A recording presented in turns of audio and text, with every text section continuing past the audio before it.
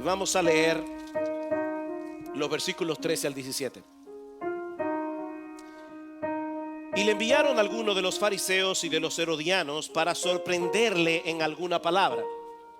Y cuando ellos llegaron le dijeron: Maestro, sabemos que eres veraz y que no buscas el favor de nadie porque eres imparcial. Literalmente el texto dice: tú no miras el rostro de las personas, si son ricos o pobres, si son blancos o negros, si son importantes o son personas comunes y corrientes. Tú eres imparcial y enseñas el camino de Dios con verdad. ¿Es lícito pagar impuesto al César o no?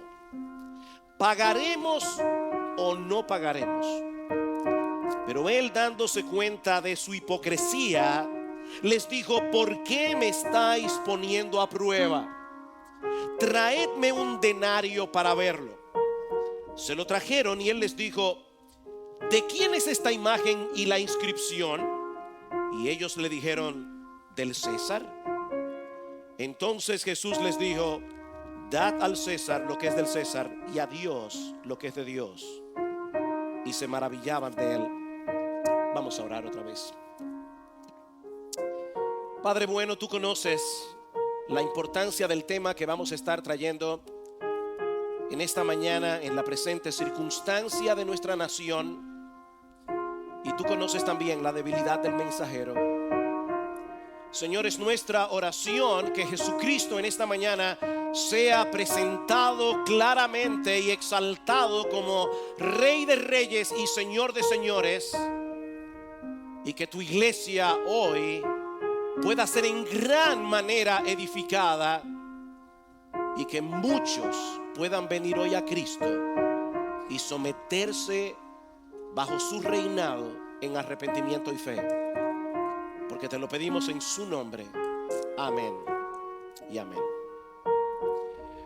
Bueno, tal como se había estado avisando en esta semana, en el día de hoy vamos a estar trayendo dos mensajes, tanto en la mañana como en la tarde, relacionados con el periodo electoral en el que nos encontramos. Los que han estado en nuestra iglesia por varios años saben que esta no es la primera vez que hacemos esto. Pero en esta ocasión queremos tratar este tema tocando otros aspectos que creemos que son pertinentes, que son relevantes para la situación particular en la que nos encontramos como país y como iglesia. Muchos tienen la percepción, y yo creo que no es una percepción exagerada, de que en estas elecciones hay muchas cosas importantes en juego. Nuestra identidad cultural, nuestra soberanía nacional, el futuro de la familia, nuestra libertad de conciencia, por solo citar algunas cosas. Y por otra parte, hay muchos cristianos en esa circunstancia que parecen haber despertado a la responsabilidad que nosotros tenemos como ciudadanos de echar nuestro voto no por colores, sino por valores. De hecho, hay muchos otros que han tomado la decisión de participar activamente en la política. Y a la luz de esta situación, muchos se están preguntando cuál es el papel que debe jugar la iglesia en el escenario político, si es que debe jugar alguno. ¿Debería la iglesia abstraerse por completo de la política y limitarse a predicar el evangelio a los perdidos y edificar a los creyentes? ¿O deberíamos tener un rol más activo? ¿Deberíamos tener un rol más militante? ¿Y qué de los creyentes como individuos? ¿Es apropiado que un cristiano aspire a un cargo político? ¿Es apropiado que un verdadero creyente aspire a alguna posición en el gobierno? Estas son algunas de las interrogantes que nosotros quisiéramos abordar en esta mañana a la luz de este conocidísimo pasaje de Marcos capítulo 12. Este incidente ocurrió el martes de la semana de la Pasión. Es decir, 2 días después de la entrada triunfal en Jerusalén, cuando muchos judíos recibieron al Señor Jesús tendiendo ramas de palmas en el camino y aclamando, diciendo: Hosana, bendito el que viene en el nombre del Señor, bendito el reino de nuestro padre David que viene, Hosana en las alturas. La palabra Hosana significa sálvanos ahora.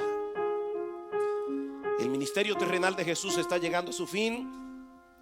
Los líderes religiosos de Israel están preocupados por ese repentino ascenso de la popularidad de Jesús en el pueblo. Así que ellos deciden tenderle una trampa. ¿Y qué trampa? Versículo 13, una vez más. Le enviaron los líderes religiosos de Israel, es en el contexto. Le enviaron a algunos de los fariseos y de los herodianos para sorprenderle en alguna palabra. Hay un refrán muy conocido que dice que pájaros de una misma pluma vuelan juntos. Pero aquí tenemos un complot unificado entre 2 grupos que tenían un plumaje muy diferente en todo el sentido de la palabra: los fariseos y los herodianos. Mientras los fariseos representaban el sentir nacionalista de los judíos, los herodianos apoyaban ciegamente al rey Herodes, que era el títere de turno que los romanos habían puesto en el trono sobre la nación de Israel. Unos eran conservadores, los otros eran liberales. Eran tan distintos entre sí como el día y la noche. Pero ahora habían encontrado una causa común: ellos debían deshacerse de Jesús. Era evidente para ellos que el Señor representaba una amenaza para los 2 partidos, los conservadores y los progresistas, los defensores de la soberanía nacional y los vendepatria.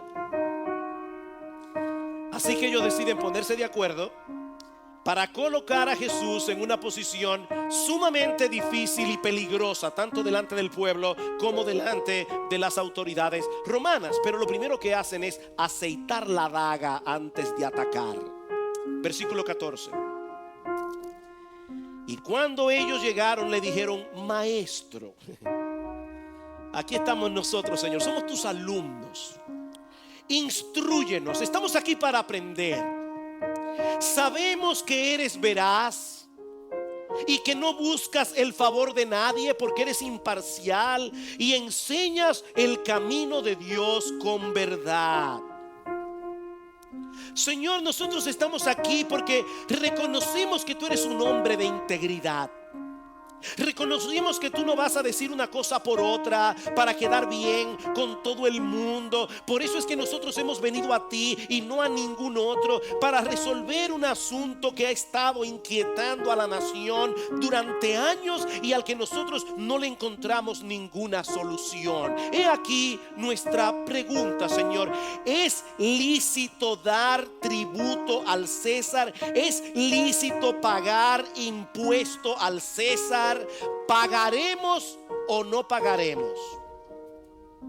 Ese tributo al que se refieren aquí era un denario por cabeza que todo adulto joven de Judea debía pagar anualmente. La palabra que se traduce aquí como impuesto es la transliteración de la palabra latina censo, de donde viene nuestra palabra censo en español, porque los romanos usaban ese tributo para tener una idea del tamaño de la población, porque era un denario por cabeza. Ahora, el punto, mis hermanos, y es la clave para entender esta historia y para entender la trampa, es que los judíos odiaban ese impuesto. No porque implicara para ellos una fuerte carga económica. Un denario era lo que un obrero ganaba en una viña por un día de trabajo, y era un impuesto que se pagaba una vez al año. Yo estoy seguro que a todos aquí les encantaría tener esa carga tributaria. Así que el problema no era económico. El problema era lo que ese impuesto representaba para la nación de Israel. Por un lado, era un recordatorio de que ellos estaban bajo la dominación de Roma, y eso no solo implicaba un serio problema a la independencia nacional, esto implicaba también un serio problema teológico. Recuerden, mis hermanos, que Israel era una teocracia en el Antiguo Testamento, y lo que eso significa es que al final de cuentas Dios era su verdadero rey. De ahí la pregunta: ¿es legítimo que nosotros paguemos el tributo al César conforme a la ley de Moisés? ¿Debemos nosotros someternos a la tiranía de un imperio pagano? ¿No es eso un atentado contra nuestra teocracia? Pero por el otro lado, la moneda que ellos debían pagar como tributo llevaba impresa en una cara la imagen de Tiberio, que era el rey de turno, con una inscripción que decía: Tiberio César, hijo del divino Augusto, el hijo de Dios. Y en el otro lado, en el reverso, había otra inscripción que señalaba a Tiberio como el sumo pontífice, pontífice maximus de la religión del imperio. En otras palabras, mis hermanos, esa moneda era en sí misma algo idolátrico. Esa moneda le atribuía al César cualidades divinas. Así que los judíos no solo odiaban el impuesto, los judíos odiaban la moneda. En el año 6 después de Cristo se había levantado en Galilea una revuelta contra Roma por el pago de ese impuesto.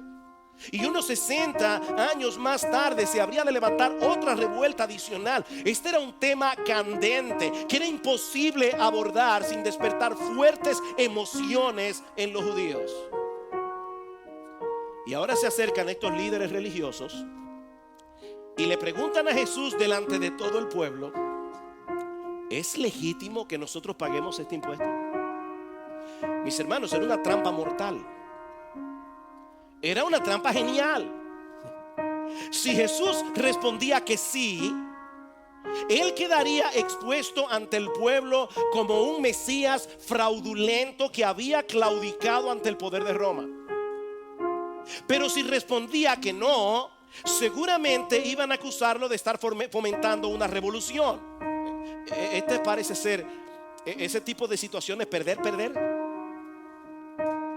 O pierde la popularidad o pierde la vida.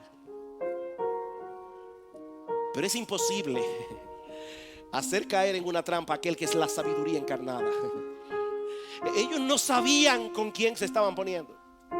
Nada más y nada menos con aquel de quien dice Pablo en Colosenses capítulo 2 versículo 3, que en él están escondidos todos los tesoros de la sabiduría y del conocimiento. Era una trampa mortal, pero se le estaban haciendo a Jesús. Y el Señor aprovecha la ocasión para presentar en una forma breve y sencilla una de sus enseñanzas más profundas sobre la relación entre el reino de Dios y los gobiernos humanos. Mis hermanos, hay varias implicaciones en esta respuesta de Jesús que nos ayudan a entender cómo debe relacionarse el cristiano con el gobierno en esta etapa de la historia de la redención. Esta tarde nosotros vamos a ver cuáles son los principios que deben gobernarnos a la hora de echar nuestro voto, pero no es de eso que yo quiero hablar en esta mañana. Vamos a estar hablando de la relación del cristiano con el gobierno de acuerdo a la enseñanza de Jesús. Hay varias implicaciones en la respuesta del Señor. Versículo 15: ¿pagaremos o no pagaremos? Pero él, dándose cuenta de su hipocresía, les dijo: ¿por qué me estáis poniendo a prueba? Traedme un denario para verlo. Se lo trajeron y él les dijo: ¿de quién es esta imagen y la inscripción? Y ellos dijeron: del César. Entonces Jesús les dijo: dad al César lo que es del César y a Dios lo que es de Dios. Mis hermanos, yo sé que este es un dicho de Jesús muy conocido. Hasta los políticos lo mencionan. Pero yo me temo que hay varias implicaciones aquí que no se ven a simple vista, y son las que yo quiero exponer en esta mañana. Voy a limitarme únicamente a 3 por la relevancia que tienen con el tema que estamos exponiendo hoy aquí.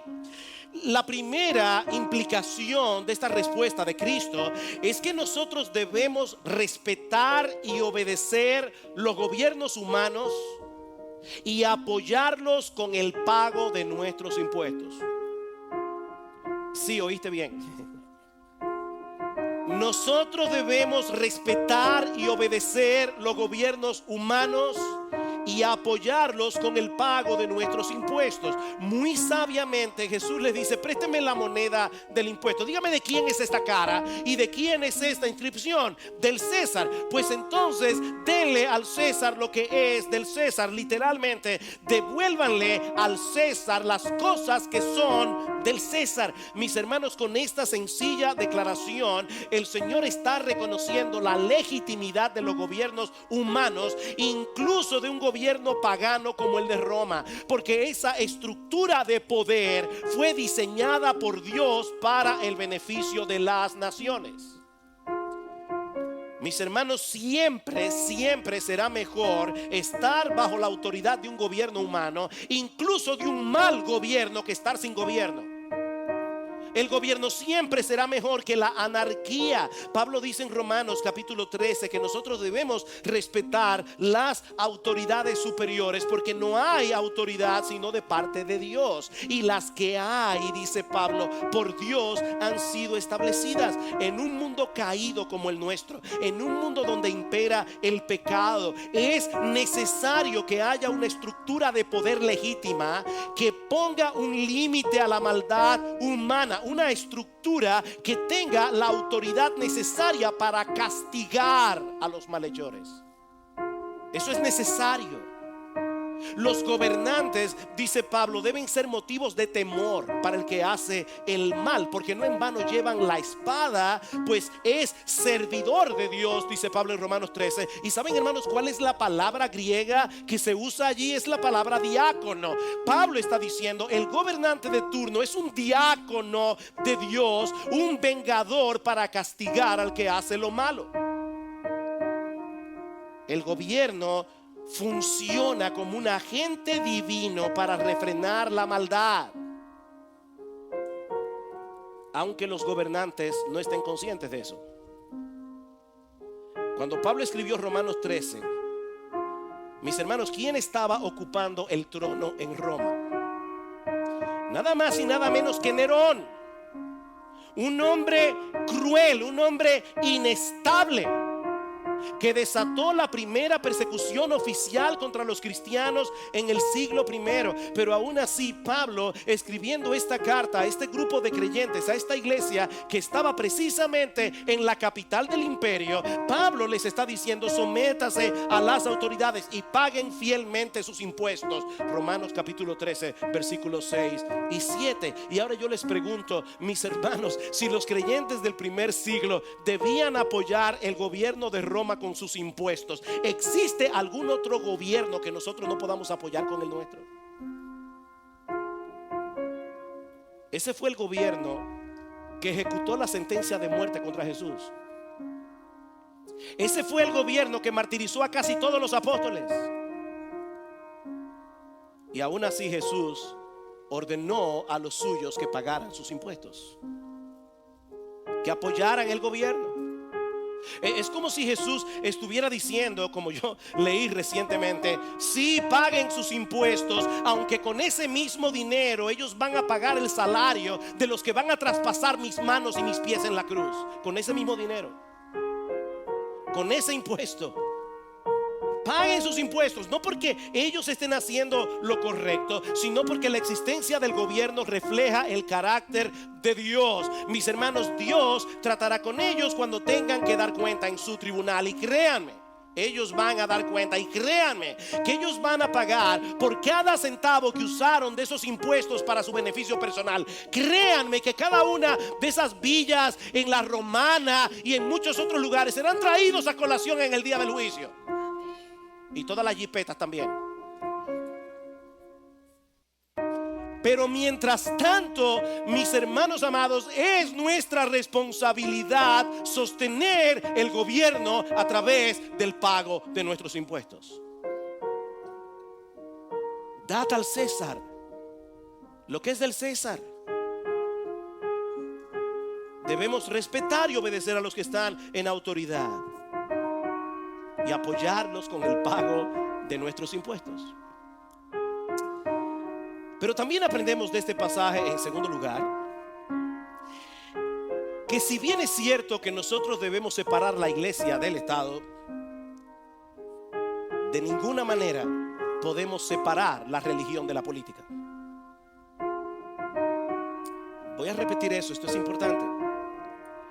Sí debemos separar la iglesia del Estado, pero de ninguna manera podemos separar la religión de la política. Cuando el Señor toma la moneda en su mano y le pregunta a los judíos, ¿de quién es la imagen del denario? Y ellos responden, de César. ¿Qué es lo que está tratando de hacer el Señor aquí? El Señor está tratando de hacer una conexión entre la imagen y el deber y la responsabilidad. El hecho de que ellos tuvieran que hacer uso de una moneda que tenía grabada la imagen del César era un recordatorio de que Roma tenía autoridad política sobre Israel, así que ellos no tenían otra opción que pagar el impuesto al imperio. Pero mis hermanos, esa no es la única responsabilidad que ellos tenían. Dad al César lo que es del César y a Dios lo que es de Dios. Pregunta, ¿y qué es lo que le pertenece a Dios? Aquello que lleva su imagen. ¿Y qué es lo que lleva su imagen? Todos nosotros. ¿Qué es lo que Jesús está diciendo aquí? Devuélvanle al César esa moneda de plata porque lleva su imagen, pero denle a Dios por entero vuestra vida, porque Él imprimió su imagen en tu alma. Eso es lo que Jesús está diciendo.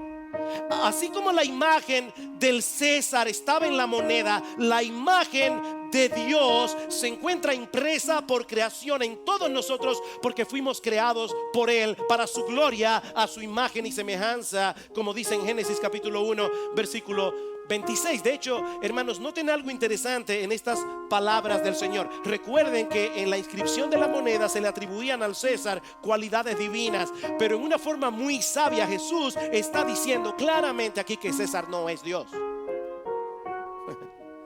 Hay que darle al César lo que le pertenece al César, el tributo impuesto por Roma, pero hay que darle a Dios lo que es de Dios. ¿Cuál es la conclusión lógica de esta declaración? Que César no es Dios. Den al César lo que le pertenece al César, den a Dios lo que le pertenecen a Dios, porque Dios y el César no son la misma persona.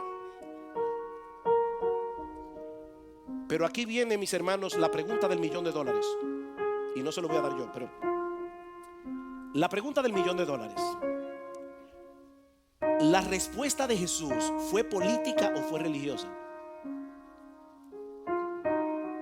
Piénsenlo bien. La respuesta de Jesús fue política, tenía implicaciones políticas, o solo tenía implicaciones religiosas. Mis hermanos, las dos cosas al mismo tiempo. Jesús nos está enseñando aquí que el mismo César es una criatura que se encuentra bajo la suprema autoridad de Dios. Todo lo que César tiene, incluyendo su autoridad, le pertenece a Dios, porque él también lleva su imagen impresa en su alma, aunque distorsionada por causa del pecado. Una escena de los evangelios: Jesús es llevado delante de Poncio Pilato para ser juzgado unas horas antes de la crucifixión, y Pilato le pregunta: ¿de dónde eres tú? ¿Qué le respondió Jesús? Nada. Dice la Biblia que Jesús no le dio respuesta. Entonces Pilato se pone de bravucón y le dice a Jesús: ¿a mí no me hablas? ¿No sabes que tengo autoridad para soltarte y que tengo autoridad para crucificarte? ¿Qué le responde el Señor? Ninguna autoridad tendrías sobre mí si no se te hubiere dado de arriba. Y es obvio que el arriba no era el César, era Dios, por el contexto. Mis hermanos, no existe autoridad humana en todo el planeta que no haya derivado su autoridad de Dios mismo. De manera que esta respuesta de Jesús tiene profundas implicaciones políticas y tiene profundas implicaciones teológicas. Mis hermanos, cada vez que nosotros proclamamos que Jesús es el Señor, estamos confesando que Él es nuestra máxima autoridad. Estamos diciendo que Él tiene todo el poder, y no solamente con respecto a la esfera de lo espiritual, sino con respecto a todas las cosas. Decir que Jesús es el Señor es una declaración política y religiosa al mismo tiempo. De hecho, ¿saben una cosa, mis hermanos? No hay nada más subversivo en este mundo que predicar el Evangelio. Predicar el Evangelio es una acción subversiva, porque nosotros estamos tratando de que una persona cambie su lealtad. Nosotros estamos tratando de que una persona rompa con todos los dioses de este siglo y se someta únicamente a Jesús como el Rey soberano de su vida. Eso es subversivo. Eso es subversivo. Mis hermanos, Jesús es el Señor. Jesús es nuestra máxima autoridad para determinar lo que está bien y lo que está mal. Cuando Jesús dice que la vida de un ser humano comienza desde el mismo momento de la concepción, Él está declarando que el aborto es un crimen contra un ser humano creado a la imagen y semejanza de Dios. Cuando Jesús dice en su palabra que el matrimonio es entre un hombre y una mujer, cualquier otra definición del matrimonio es una aberración. Eso no se decide por la opinión de la mayoría. Eso lo define la autoridad suprema de Jesús. Y cuando los políticos del mundo dicen otra cosa, no es, escúchenme bien, no es porque ellos están siendo religiosamente neutrales. Es porque ellos están apoyando en otra religión y en otros dioses. Es así de simple. Toda legislación posee una base religiosa que la sustenta, independientemente de que los legisladores quieran reconocerlo o no. De manera, mis hermanos, que al tratar de excluir a los cristianos del foro público en el que se discuten temas como el aborto, como la identidad sexual, como la responsabilidad de los padres para criar a sus hijos como ellos crean conveniente, cuando se discuten en los foros públicos el matrimonio homosexual y se quiere excluir a los cristianos sobre la base de que nuestros argumentos son religiosos, eso es completamente absurdo. Es absurdo porque es imposible discutir sobre la moralidad de las leyes de una nación sin tomar como punto de partida alguna presuposición religiosa.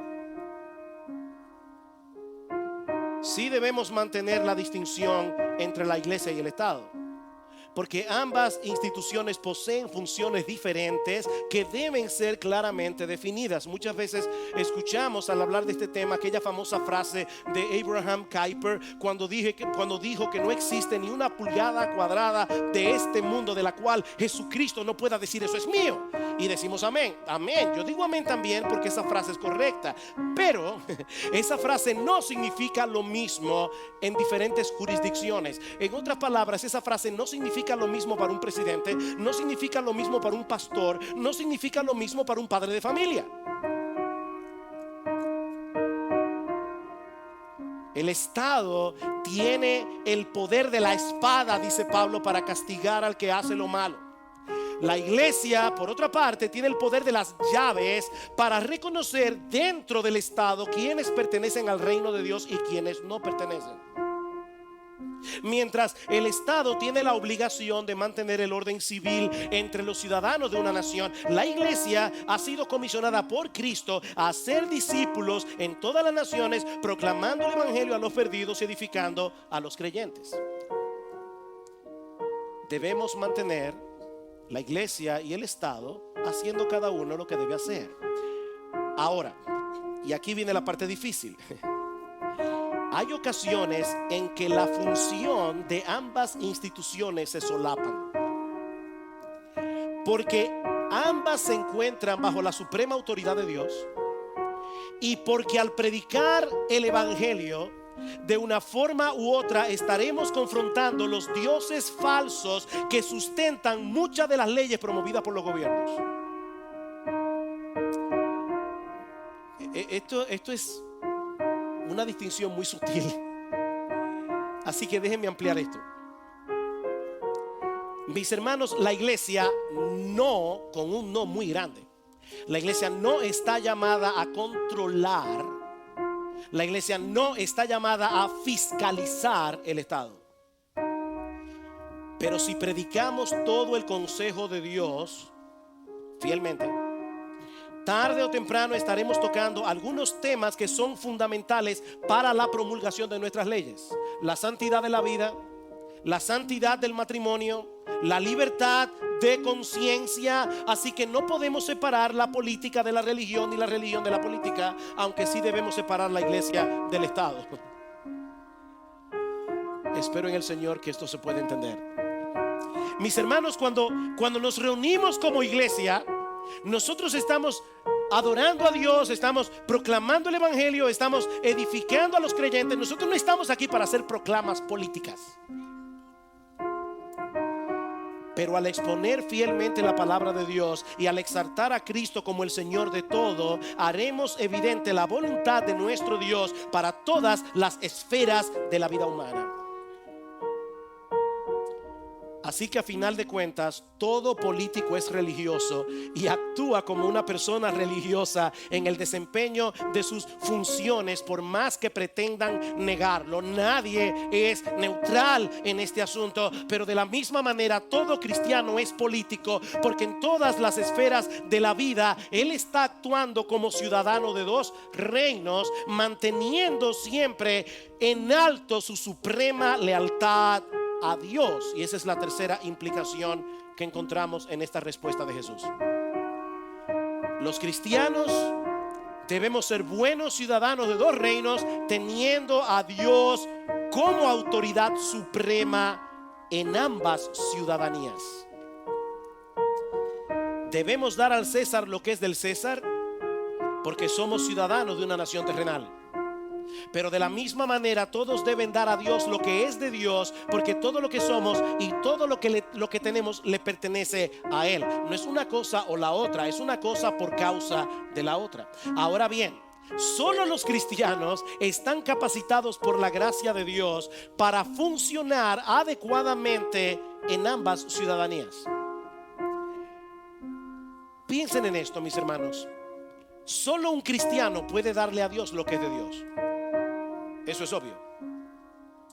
Lo que no parece tan obvio es que solo el cristiano puede de corazón dar al César lo que es del César. Solo el cristiano. Porque él entiende que al hacer eso, él está actuando en obediencia a su Rey y su Señor, que es Dios. En Filipenses capítulo 1 versículo 27, Pablo dice: debemos comportarnos de una manera digna del evangelio. Y en Filipenses 3:20 dice: nuestra ciudadanía está en los cielos. Lo interesante es que en el texto griego, y yo sé que estoy citando mucho el original, pero es porque quiero que vean la conexión. En el texto griego, la palabra comportarse y la palabra ciudadanía son la misma palabra. O sea, lo que Pablo está diciendo en Filipenses capítulo 21 versículo 27 es que nosotros debemos vivir como ciudadanos dignos del evangelio en medio de la sociedad en la que nos ha tocado vivir, haciendo evidente nuestra ciudadanía celestial en todo lo que hacemos. Eso es básicamente lo que Pablo está diciendo en Filipenses 1:27. El teólogo Albert Mohler dice lo siguiente: los cristianos vivimos simultáneamente como ciudadanos de dos ciudades, una ciudad celestial, otra terrenal. Una es eterna, la otra es pasajera, pero la ciudad terrenal es también el objeto de la benevolencia y la compasión de Dios.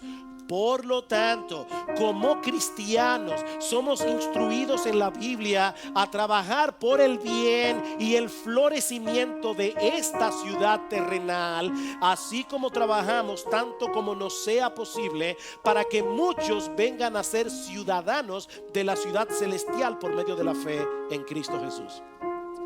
En palabras muy simples, debemos estar ocupados en nuestra ciudadanía celestial y en la terrenal también.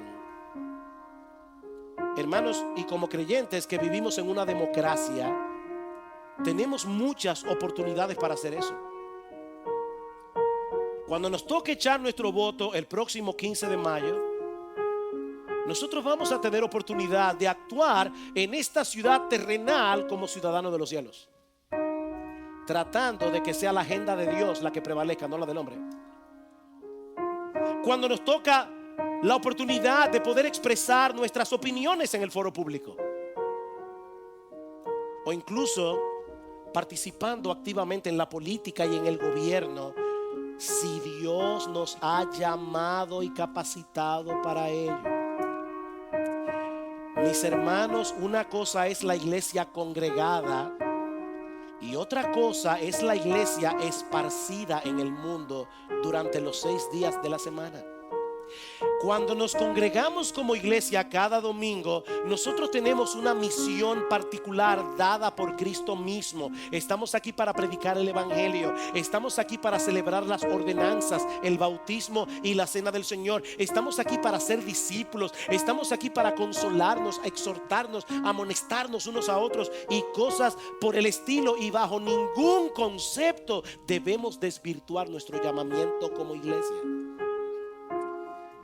Pero esa iglesia se esparce en el resto de la semana, dando oportunidad a los miembros para hacer mucho bien a la sociedad en la medida en que cada creyente se conduce como un ciudadano del reino de los cielos en cada una de sus responsabilidades públicas y privadas.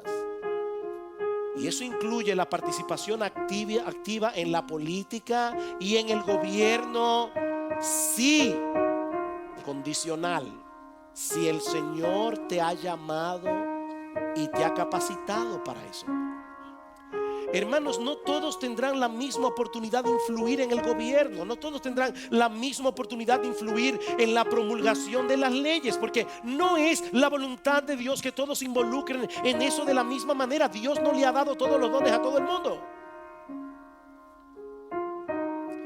Alguien me comentaba recientemente, y creo que es al lugar, que a veces nosotros cargamos la conciencia de los hermanos, demandando a los creyentes en general una mayor participación en la política. Necesitamos más personas que se involucren en la política. Pero es que ese es un llamado de Dios que Él reparte soberanamente en las iglesias. Así como nosotros no podemos demandar que en esta iglesia haya más ingenieros, no podemos demandar que en esta iglesia hayan más arquitectos, no podemos demandar que en esta iglesia haya más abogados, o que hayan más taxistas, o que hayan más ebanistas. Nosotros no podemos demandar que en esta iglesia haya más políticos. Eso no se puede demandar. Eso es un llamado de Dios. Hay iglesias a quienes Dios le da eso. Hay iglesias a quienes Dios no se lo da. Nosotros podemos alentar y podemos instruir a los que tienen ese llamado, pero no podemos fabricar la vocación. Eso es imponer una carga sobre la iglesia que Jesucristo no le ha puesto. Y tenemos que tener cuidado, hermano. Todos deben hacer el bien en el lugar, en la posición en la que Dios los ha colocado. Algunos lo harán de un modo y otros lo harán de otro. Pero el tiempo sigue avanzando y hay algo más que nosotros aprendemos de este pasaje y que veremos mucho más brevemente. ¿Qué hemos visto hasta aquí? Bueno, hemos visto en primer lugar que debemos respetar y obedecer los gobiernos humanos y apoyarlos con el pago de nuestros impuestos. Den al César lo que es del César. En segundo lugar, hemos visto que si bien podemos y debemos separar la iglesia del Estado, no podemos separar la religión de la política. En tercer lugar, hemos dicho que los cristianos debemos ser buenos ciudadanos de dos reinos, teniendo a Dios como nuestra suprema autoridad. Y ahora, en cuarto lugar, también vemos en este pasaje que la autoridad delegada del gobierno civil es limitada por la suprema autoridad de Dios. La autoridad del gobierno es limitada por la suprema autoridad de Dios. Hay que dar al César lo que es del César, pero también debemos dar a Dios lo que es de Dios. De manera que si la obediencia al César riñe con la suprema autoridad de Dios, entonces, mis hermanos, no hay duda de lo que tenemos que hacer, ¿verdad? Obedecer a Dios antes que a los hombres, como dice los apóstoles en Hechos capítulo 5 versículo 29. Mis hermanos, no podemos ser utópicos. Los cristianos no podemos dar a nadie nuestra máxima lealtad excepto a Dios. Él está por encima de todos los reyes. Él está por encima de todos los presidentes. Él está por encima de todos los legisladores. Él está por encima de todos los embajadores. Y debemos tener el coraje, debemos tener la valentía de vivir y predicar a la luz de esa realidad, no importa lo que eso cueste. ¿Qué hicieron los creyentes de la iglesia primitiva cuando fueron amenazados por las autoridades religiosas? Se reunieron a orar. ¿Y saben qué pidieron a Dios? Coraje, valentía. Me encanta este pasaje, por eso quiero compartirlo con ustedes. Hechos capítulo 4 versículo 23. Cuando quedaron en libertad, fueron a los suyos y les contaron todo lo que los principales sacerdotes y los ancianos les habían dicho, que no prediquen a Cristo.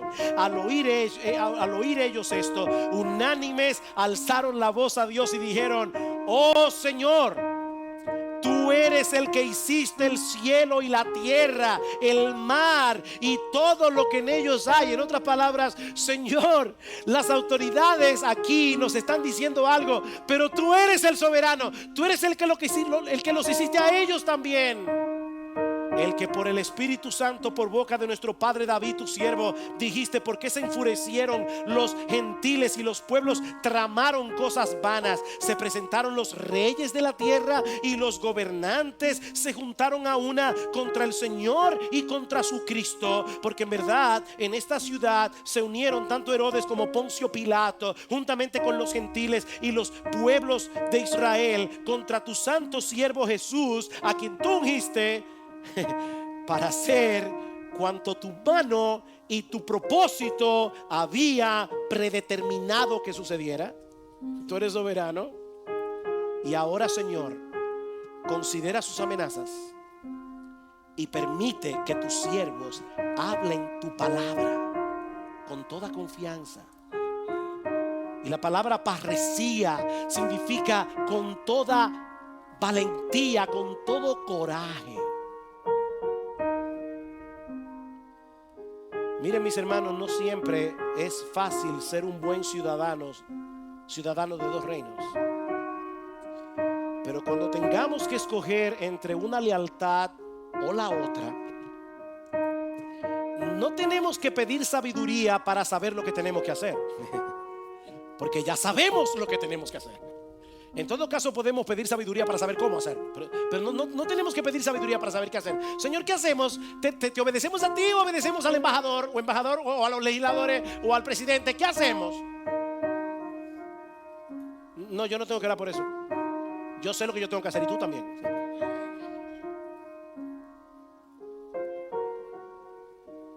No, lo que tenemos es que pedir coraje. Lo que tenemos que pedir a Dios es valentía para hacer lo que nosotros sabemos que tenemos que hacer. Nosotros no sabemos lo que va a pasar en los próximos años. No sabemos quién va a ganar las elecciones. No sabemos cuál es el futuro de este país. Eso está en la mano de Dios. Pero hermanos, es posible que en unos años nos impidan criar a nuestros hijos conforme a nuestros valores.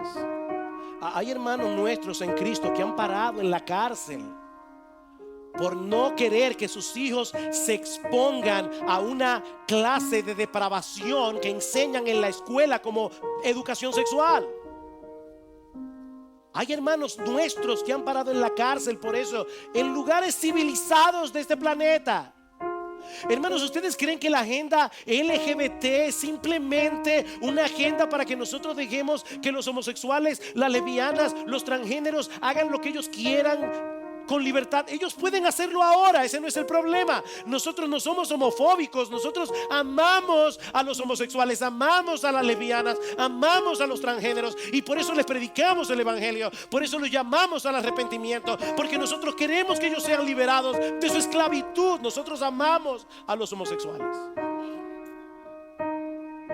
Ese no es el punto de la agenda, hermanos.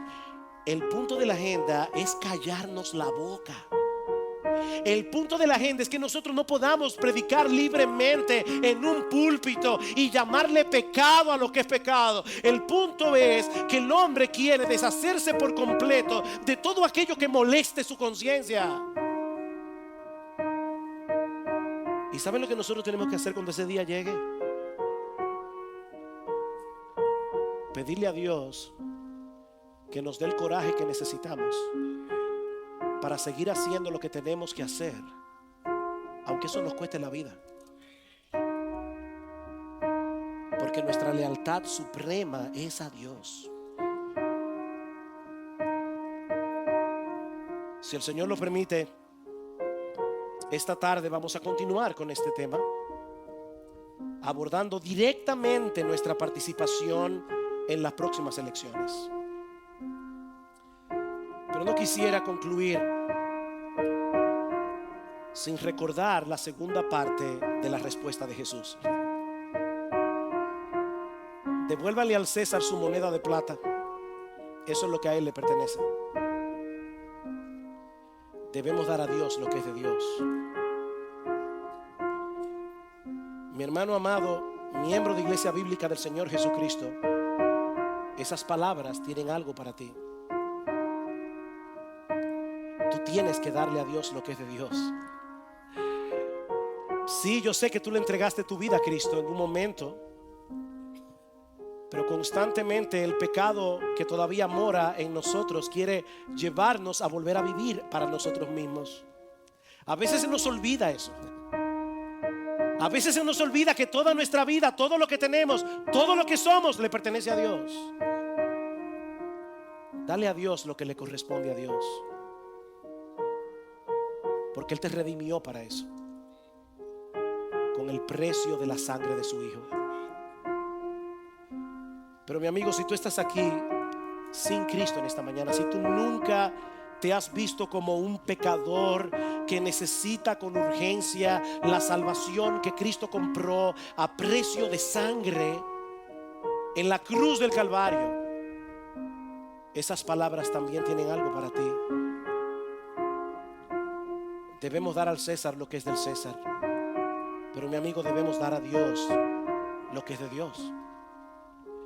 Debemos darle esa moneda al César porque esa moneda lleva su imagen, pero debemos darle a Dios toda nuestra vida porque nosotros llevamos la suya. Todos aquí tenemos el deber moral de entregarle a Dios toda nuestra vida, porque aquí nadie se hizo solo, aquí nadie sostiene su vida solo. Tú llevas impresa en tu alma la imagen de Dios,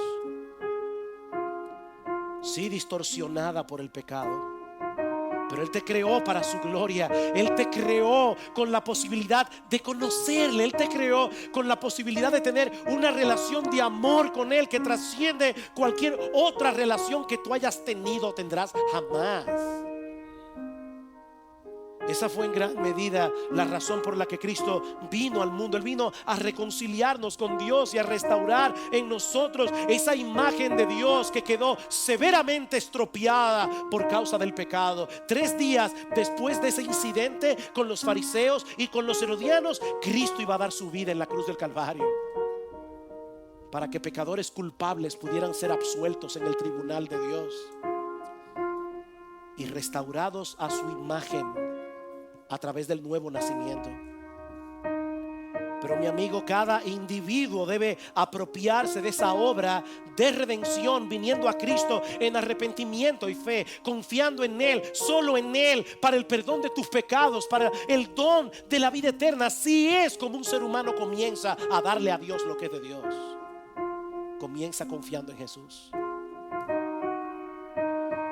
Mi amigo, si tratas de retener tu vida para ti, viviendo para tus deseos, haciendo tu voluntad, buscando tu gloria, le estás robando a Dios lo que le pertenece. ¿Oíste eso? Tú le estás robando a Dios. Dale al César lo que es del César, dale a Dios lo que es de Dios. Y oye una cosa, mi amigo, el que quiera salvar su vida, dice Jesús, la perderá. El que quiera retener su vida para sí, tarde o temprano la perderá. Pero el que pierda su vida por causa de él, la salvará. Yo he venido para que tengan vida, dice Cristo, y vida en abundancia. Comienza hoy a darle a Dios lo que es de Dios, viniendo a Cristo en arrepentimiento y fe, y toda la deuda que tú tienes con la justicia divina quedará cancelada, incluyendo el hecho de haber vivido para ti cuando debiste haber vivido para Él.